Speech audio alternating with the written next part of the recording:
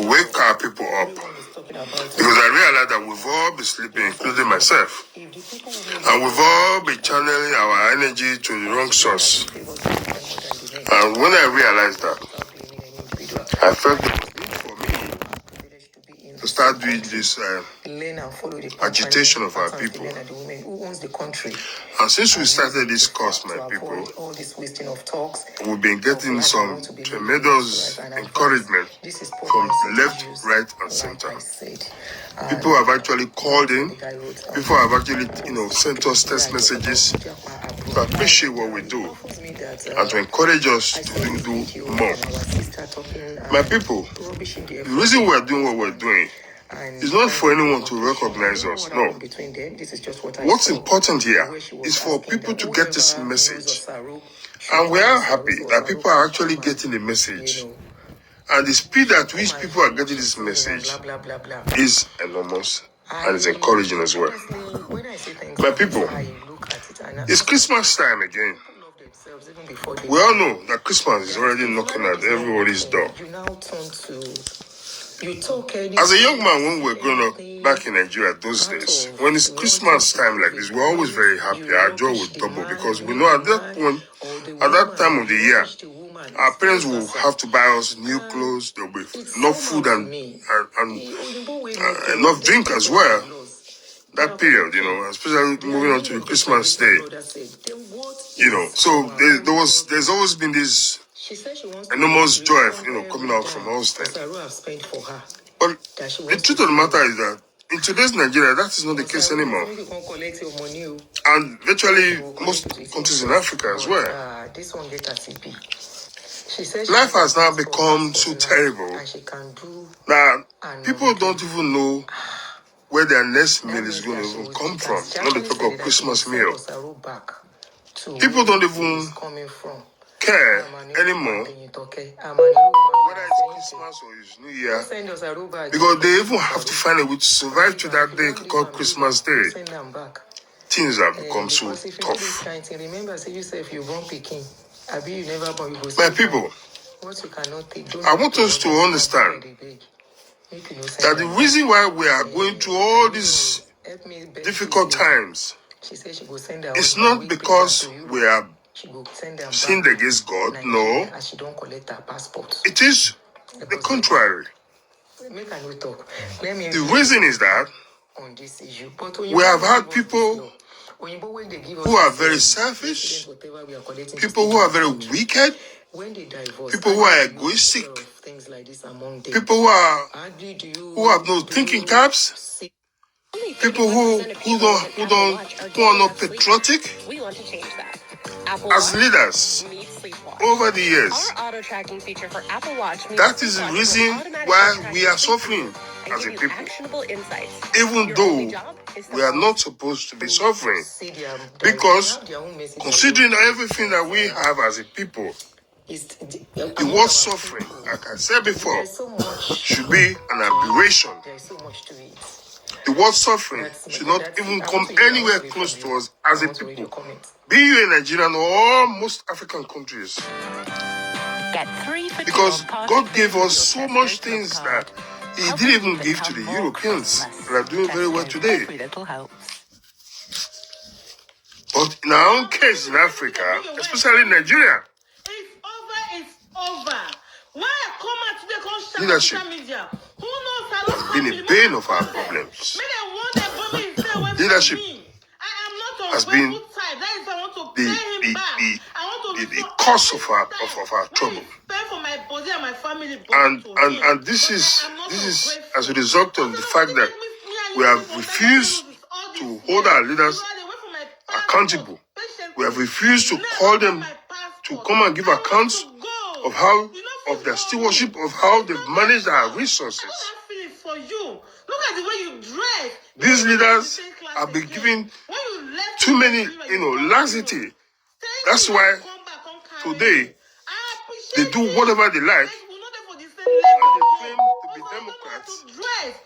I have said it many times that, especially in the case of Nigeria, we are not operating in democracy. This morning I was listening to a TV program in Nigeria where a lawyer was actually confirming, re-echoing what I've been saying, that Nigeria is not running a democracy. The man said the same thing as well. So this is not just coming from me alone. Everyone knows that. Except we're just shying away from the truth. Nigeria is not running a democracy. Compare the democracy we do in Nigeria to any other country. If it's the same thing, then let me know. That's not the democracy. Nigerians are not ready for democracy. The current men and women who claim to be Democrats in Nigeria today, they are not Democrats. They don't even know what democracy is all about. It's not enough to just say you're a Democrat. Yeah, anyone can just wake up and say he or she is a Democrat. But you must have what it takes to be a Democrat. That's why I always make references to people like George Weah very recently in Liberia, who had an election, lost the election, owned up that he's lost the election, and congratulated his opponent. That's a Democrat, my people.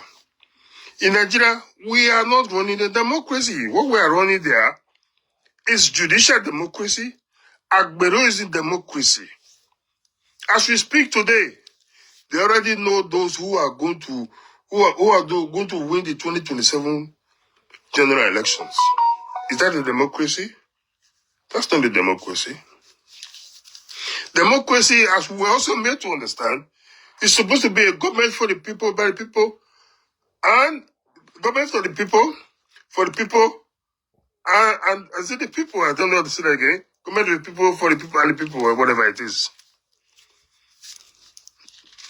But Nigeria, the government there is not government of the people. It's government of themselves. We are not running a democracy, my people. It's a sad commentary. Very sad. It's very sad. What we have in Nigeria are a group of mafias. They've actually hijacked the country. And the country and the people in the country are actually helpless as we speak. And the worrisome aspect of it is that the very people who are, victims of this whole situation, instead of them taking actions, they'll be calling on God. That is the most funny part of the whole matter. Something that you ordinarily should act upon and then get results back. You're waiting there, doing nothing, and calling on God. And the man you're calling on God for is carrying on with his actions. It just doesn't make sense to anybody. Nigerians, I've said it many times, we have to wake up and demand good governance from these men and women who claim to be our leaders. Because the kind of democracy they are operating in Nigeria on our behalf, instead of it to be a blessing, which we all know that it should have ordinarily been, in a democracy anywhere in the world is meant to be a blessing to the people. But in our own case, democracy has become a curse. That is the truth of the matter. You cannot say you operate a democracy and the people are not better off. We've started this new dispensation since 1999 to date. From 1999 to date, the life of the people has even gone worse. So what's the benefit of democracy? Only those who claim to be leaders, their lives and their lives of their families are just being, positively being affected. They have a better life, so to speak. But the ordinary man and woman on the street of Nigeria or in some African countries, life is worse off. Is that a democracy? That's not a democracy. Democracy is where the right of the people, right to better life life, right to live a decent life, right to be able to manage whatever it is in their favor, and so on and so forth. That's some of the benefits of democracy. Generally speaking, benefit is then what about democracy should be about uplifting people. But Nigeria and some parts of Africa, that's not the case. Those who benefit from the system are only those who claim to be in one office or the other, and their families. Nigerians, I said before now, if Nigerians are able to go through December this year and not go on the street, then there's something about that country. Because the level of poverty in Nigeria today is mad. The depth of the poverty in Nigeria as we speak now, from my research that I carried out, it's never been this bad.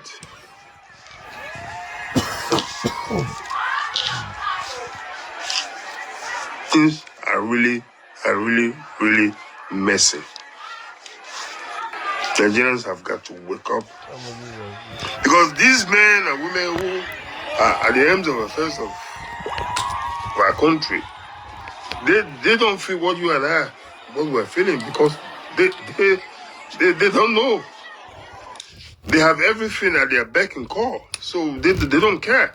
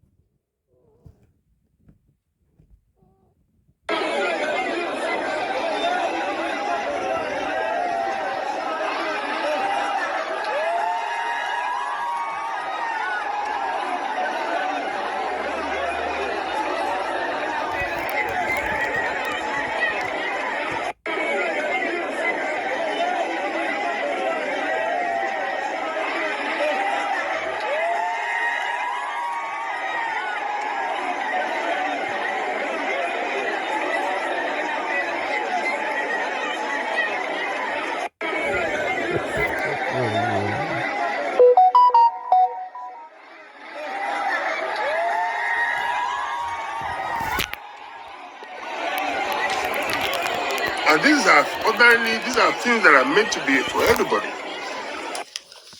But they will keep it for themselves and their immediate families. Then the rest of us can go and die. Excuse my language. We've got to wake up and begin to demand for good governance.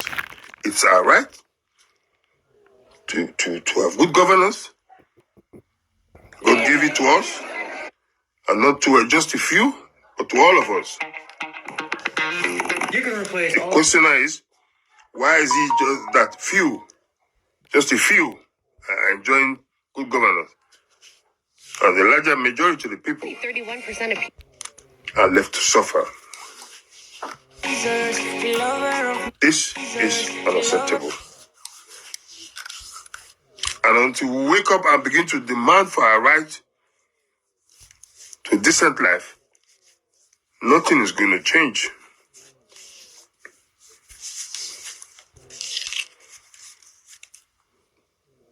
I have personally received numerous calls from friends and relatives for one assistance or the other. We used to get that before now, but this time, with the current situation in Nigeria, it has actually doubled, if not tripled. It's tripled. And I don't blame them. Things are tough. I do sometimes ask them, how do you guys manage it? How do you survive in this whole mess?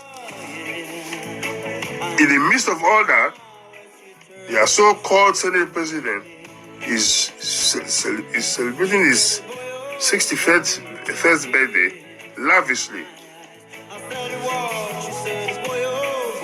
A country that is already on her knees. A country where they go to borrow money to buy just cars. A country where they go to borrow money to build presidential villa for the vice president. A country where they go to borrow money to buy cars for the office of the first lady that is not even in the country's constitution. A country where they go to borrow money to buy yacht for the so-called president. When over 90% of the people go to bed every day of their life hungry. Wake up every day of their life hungry. And the people are looking at them. I don't know which God they want. Which God they want to how they want God to come and help them in such a situation when you are not even ready to help yourself. We were told that heaven help those who help themselves. Okay, my car, follow you. So Nigerians must wake up to help themselves first. Because God has actually helped us already. He's done everything for us. There's nothing more to be done by God. All that is left now is for us to do our own bit. And we have refused and what I'm saying to do. Please show inside the house. That place. And we want a better life. It's not going to happen by magic. Go and check all the countries that are having better life today. They were able to hold their leaders accountable, make their leaders account for their stewardship. And today, life is better for them. I'm supposed to enter that place. African leaders, especially Nigerian leaders, they are wicked. I don't know the kind of mosque they go on Fridays and the kind of church they go on Sundays, who they go there to pray to, with such wicked heart.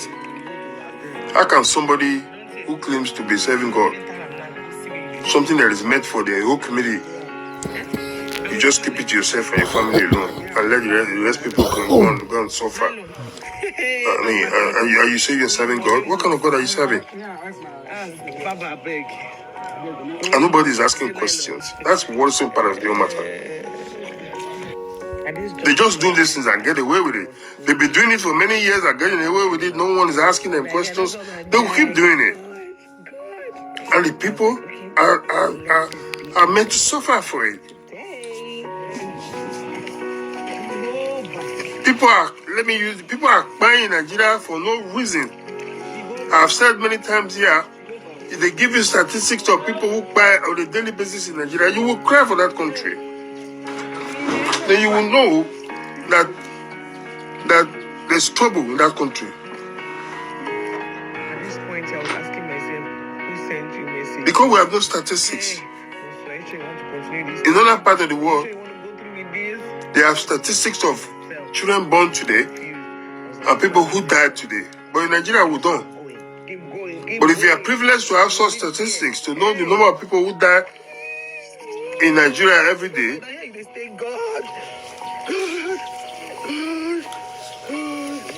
he will feel sorry for that country.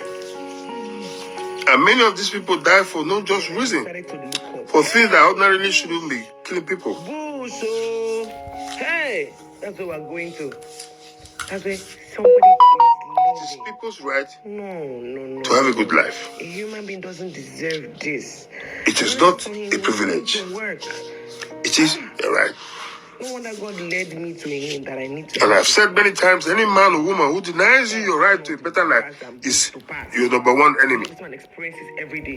What if something? In the case of Nigeria and most African countries, our leaders are our enemies. Because they've denied us the right to better life. While they and their families are having a better life. Okay, moving on back to Papa. Now we've arrived at Papa's house. We must now tell them in very clear terms that enough is enough. It is either they change or they have to find a way to excuse us. Just so we can begin to find those who have what it takes to do the job. And then we can begin to have a better and prosperous society. With this, I want to thank you also very much again for listening. God bless you. God bless Nigeria. God bless Africa. I wish you all the very best of Christmas and New Year. If I do come your way again before Christmas, so be it. If not, I want to wish you all the very, very best. If you find this message interesting and makes any kind of sense to you, please do share it. Like it. Let's join hands together. Let's continue this agitation together. It's paying off because we are getting feedbacks that this agitation is actually paying off. I thank you. God bless you. And cheers. You hang your clothes. Where your kitchen day? My kitchen.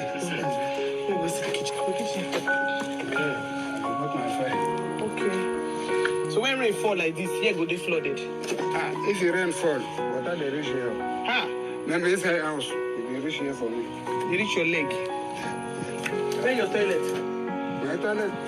For back here. This guy got the toilet.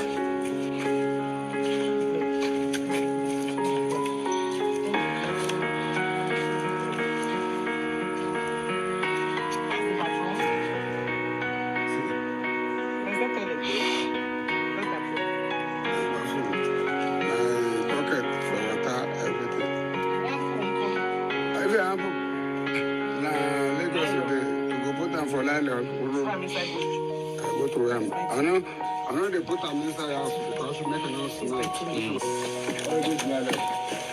But they put them here because if you have to come, I want to go toilet. Then I go to them. So anything if I buy, the landlord know where I get. I will put them here. Because okay. I don't want to wear this for. I would make your Christmas for you. Okay. Oh God, I don't even imagine that somebody be living in this kind of place. Why not? If rain fall, go. No, you know they live. Okay. For Lekki. That's good. Not only that place. Oh, I find money who do that one. Cover that one. You don't shop today. Another shop. The way my lady how they worry myself. That leave. I want to go cut. Okay, so you go use mix something, you go use chop. Because that one they see me there near the cut them. Okay.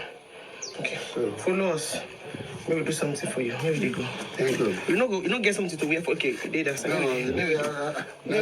Now outside that they put them. Maybe go. So in order not to make this video long, we decided to fast forward it. Papa was telling us that he had to leave the bush like this because of rain. Because if rain falls and everything is low, wahala good day. But when it's dry, he used to give people 2,000 or 3,000 to cut it for him. So at this point, I was confused on what to do for Papa, but I was like, you know what? Let's get Papa food first. Let's get Papa eating so that he'll have strength for whatever activity that I am going to create. So sit back, relax while I take you on a journey. After that, we decided to take Papa to the barbing saloon where he'll have his wonderful haircuts. I was like, Papa, let's not show them how the hair looks like. Let's go and, get you food first. Then we'll do the unveiling. This is where we're trying to show Papa. Papa said he didn't want granite hair. This granite is too big. It will last him for 6 months. And he preferred palm oil. I had to get spaghetti. I had to get a lot of stuff for him. Shopping. Papa must chop up. Papa must add weight. Papa must look good. Because he has indeed met his destiny helper today. And then I think here, what was it? Okay, he said he wanted eye drop, that he had eye problem, blah, blah, blah, that he was not seeing clearly. He also said he had malaria. I think he had it previously when he said it when we were in his house. So we said, okay, no problem, Papa, we got you. So far, this is what we spent on getting food for Papa. Then